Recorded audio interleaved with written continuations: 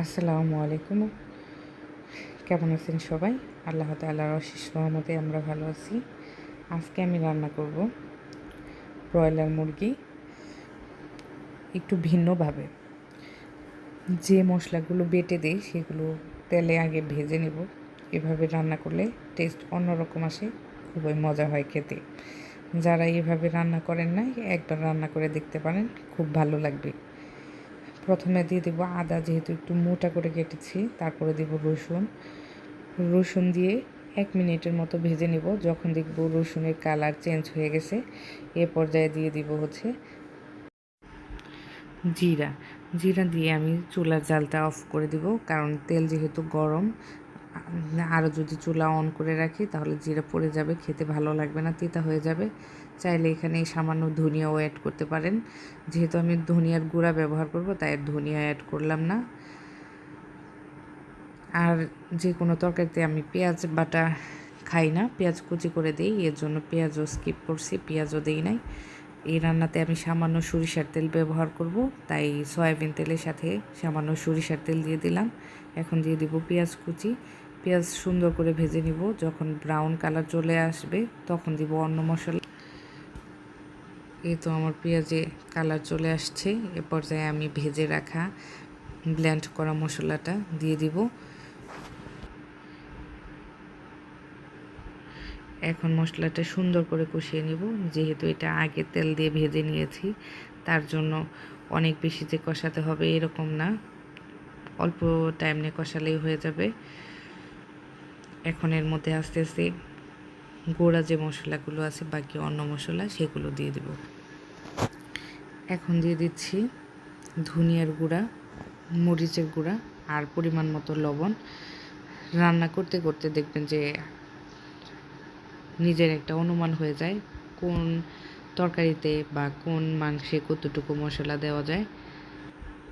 অনেক সময় মশলার কারণেও পরিমাণটা চেঞ্জ হয়, কারণ হলুদের গুঁড়া দেখা যায় কখনো কম দিলে অনেক বেশি কালার চলে আসে, আবার অনেক বেশি দিলেও কালার ঠিকঠাক মতো আসে না।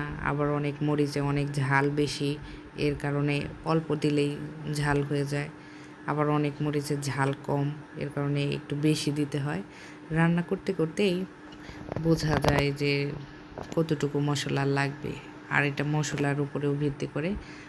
বাজার থেকে কেনা মশলা দেখা যায় অনেক সময় এক এক রকম হয়, আর নিজে যদি ঘরে তৈরি করে নেওয়া যায় নিজেরা, তাহলে তো সেটা বেশি ভালো হয়। কোনো ধরনের রং ব্যবহার করা হয় না, কেমিক্যাল ব্যবহার করা হয় না। সেটা দিয়ে তরকারি রান্না করলেও অনেক ভালো লাগে।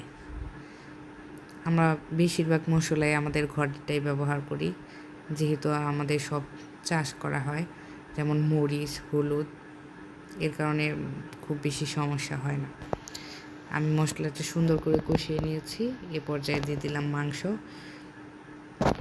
এইভাবে রান্না করলে ঝোলটা মাখো মাখো হয়, অনেক বেশি ভালো লাগে। যারা রান্না করেন না এইভাবে,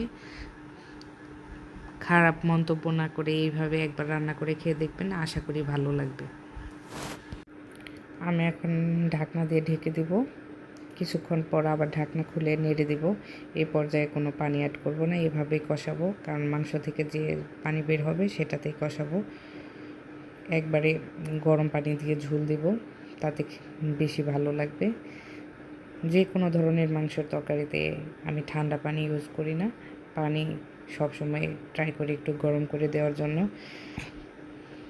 যেহেতু ব্রয়লার মুরগি,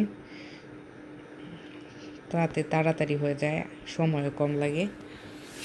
আমি একটু ঝোল দিয়ে দেব।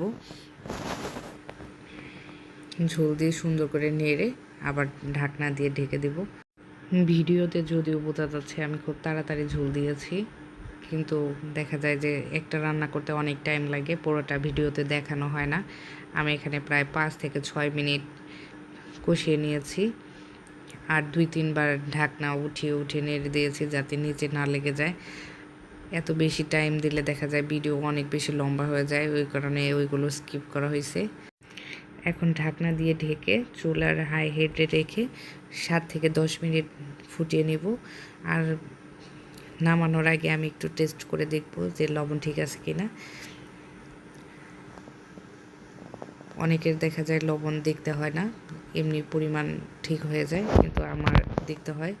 সবচেয়ে বেশি সমস্যা হচ্ছে লবণ ঠিক করা নিয়ে। এই দেখেন মাশাআল্লাহ কালার কত সুন্দর হয়েছে, অনেক লোভনীয় লাগতেছে। এটা গরম ভাত, রুটি, পরোটা বা পোলাও যার সাথে খাবেন খুব ভালো লাগবে। আশা করি সবাই ট্রাই করবেন। আল্লাহ হাফেজ।